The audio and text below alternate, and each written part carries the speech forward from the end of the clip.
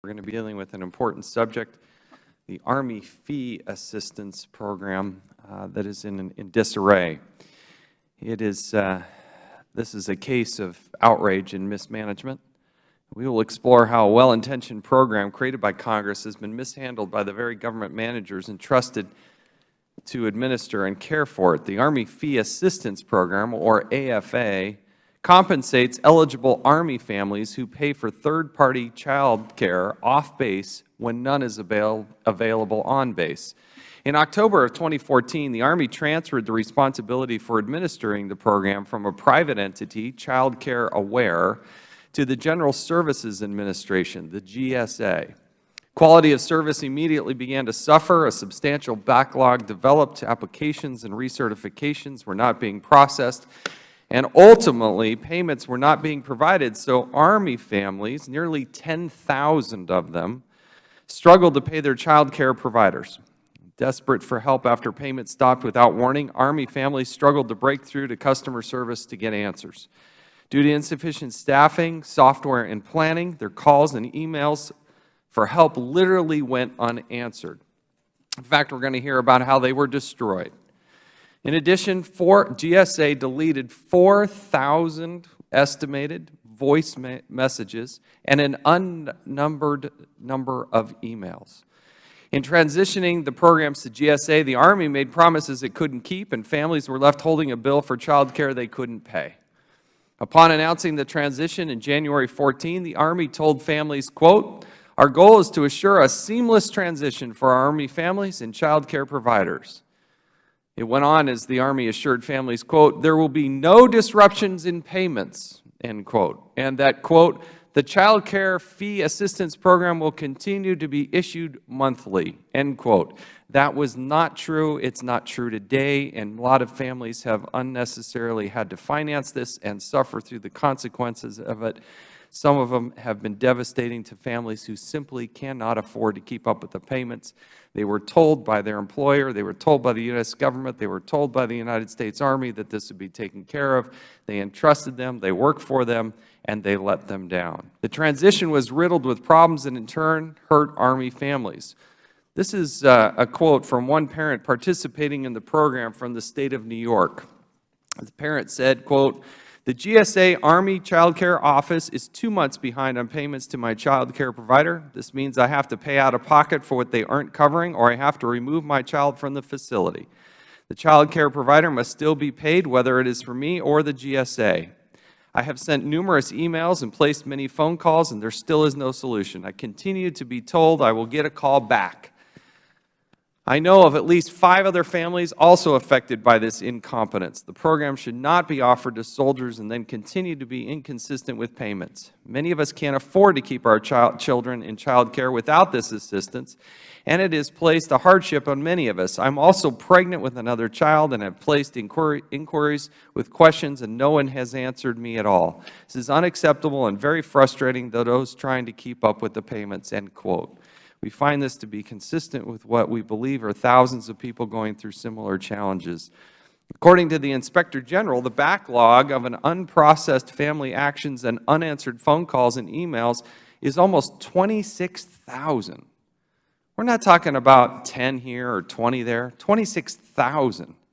This is totally unacceptable. These individuals deserve normal work duties. These contractors were given access to Army families' personal identifiable information, including Social Security numbers, birth certificates of Army children, tax returns, locations of child care providers, times the children were in child care, home addresses, home phone numbers, bank routing information for people who have an outstanding warrant for their arrest. Also highly problematic, the Inspector General found these individuals were never given the required privacy training, nor were they required to sign non-disclosure agreements required by the contract. Given the rocky transition to GSA, we need to understand how the Army plans to avoid the problems that occurred during the prior transition. It is unclear, however, how GSA and the Army plans to ensure we won't experience another boondoggle. And let me try to put in perspective how bad this is. In announcing the transition to the GSA, the Army asserted it would save 50% of program administration costs, or $4 million. Sounds like a laudable goal. Let's save $4 million. We probably all want to do that. In reality, the transition actually increased administration costs due to the need to award additional contracts in information technology. In fact, it cost an extra $4.4 million. So instead of saving $4.4 million, it cost $4.4 million extra, an $8.4 million swing. And to put in this perspective, CCAoA was operating with good software and 39 people and servicing Army families with minimal complaints. 39 people. The GSA has 184 employees, has plans for 37 more contractors, and still isn't getting the job done, despite spending $4.4 million more than we were spending before. Our report found that from the beginning of GSA's administration of the expanded program in August 2014 through the end of July 2015, the program experienced continually increasing backlogs of unprocessed subsidy requests, unpaid invoices, and unreturned calls and emails. This was not an issue that I thought we had a problem with until I started reading about this hearing, and then I started talking to some of my staff, and they said not only is it a problem, but it's an unbelievable problem. And so on behalf of the United States, my apologies to the families who have been affected. And truly, we do need to make it right, and with interest. The GSA's Inspector General report shows that with respect to child care, the Army and the GSA have failed our military. This program offers subsidies to help families pay for child care when it is not available on base. Members of the military and their families sacrifice so much for our country. In return, we owe it to them to fight for and protect the benefits that they rely upon. I have here a statement from CCAoA of America, the previous administrator of the contract. In January 2014, they were processing subsidy payments for all their program participants within the Army's required 10-day period. This is in contrast to GSA, which is now responsible for the program, and whose own IG reported earlier this week that GSA was taking up to 7 months to process the payments. How many voicemails were destroyed? Please push the button. Let me say the voicemail should not be destroyed. But they were. There were 4,000 reported by the IG. Let me tell you what. No, okay, so 4,000, how many emails were destroyed? I do not know. There were thousands of them potentially, correct? I believe we have processed and have all the applications that are there. I do not know. The IG found that there were emails that were destroyed, simply deleted. Is that your understanding, yes or no?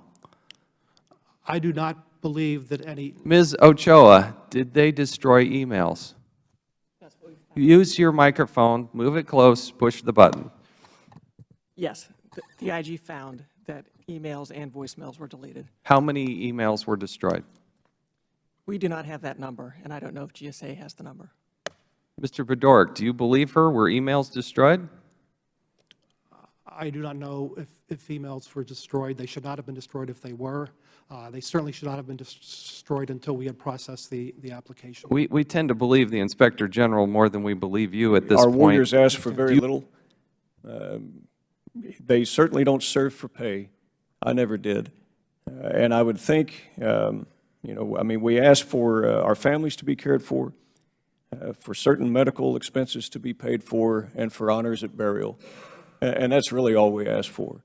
And I think, given the amount of this magnitude of the problem and the impact it can have on mission readiness, and we're talking in terms of government dollars, $3 million, it seems to me like we ought to be able to fix this as quickly as possible. So what would have been your frame of mind overseas, defending this nation in a combat situation, if your child was not in daycare or you couldn't pay for child care?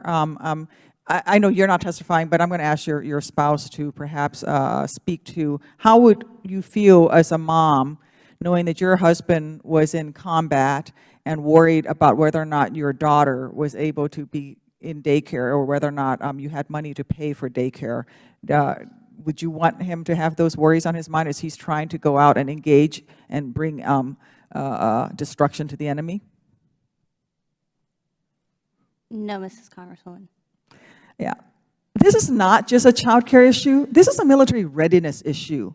When our troops engage with the enemy, they should not be worried about whether or not their daughter is in daycare or whether or not she's sitting on a corner because she couldn't get in. And I know that, Colonel Haney, you understand this. And Mr. Bedoric, you inherited something that you're trying to fix. But I am ashamed that we have put these families in this situation. And frankly, I am astonished that we're doing this to our military men and women and their families. I'm a veterinary technician, and my husband has served the U.S. Army for 11 years. When I finished school, I took on a new job as a vet tech. We tried to enroll our daughter into On-Post Child Development Center. That's when we were informed the wait list would take a year, which meant AFA was our only option. My husband and I never imagined the stress, the sleepless nights, and tears you would have to endure because of this decision. Pinching pennies to make ends meet, and feeling as a parent you have failed your child because you are unable to provide them with the basic essential things such as proper education, food, diapers, and clothing.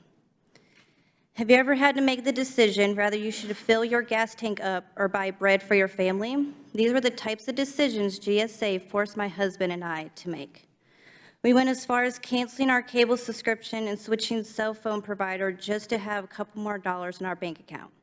We even used money from our savings to help pay for daycare, money that was supposed to be going towards purchasing a home. When our savings was no longer an option, my husband was placed in a humiliating position when he had to ask his parents for money. Because of GSA, I was within 2 days of submitting my 2 weeks' notice and removing our daughter from daycare. We cannot be alone in this struggle. Other Army families are likely experiencing similar or even worse hardship. I hope after today, we will have that peace of mind knowing someone is listening and ready to take action on this matter. Thank you for the opportunity to speak before However, you. as you have read in my written statement, my family's child care provider has experienced delays in payments and recertification due to the mismanagement of the AFA program by the GSA. What I would like to convey to you now are the specific and lasting impacts that this mismanagement has caused. My husband's end of time of service date is approaching. It would be beneficial for both of us to move closer to his new job location and thus closer to my current duty station. However, due to the AFA mismanagement by the GSA, we are actually afraid of moving our daughter to a different daycare. We fear that a new provider won't be as forgiving and understanding as our current provider is about the delays in payments, and we fear that a new packet won't ever be approved as it took 10 months to simply recertify an existing packet. We also happen to have a great relationship with our child care provider. However, if that weren't the case and we felt that we should move our daughter for personal or even safety concerns, we would actually have to decide between leaving her there or undoubtedly paying for full-time daycare elsewhere until a new packet was approved. This is unacceptable. Those who serve their country make many sacrifices, but we absolutely should not have to sacrifice the health and the safety of our children while serving the United States of America. So what are you going to do to make it right? Sir, we put in a number of oversight metrics. Okay, oversight metrics.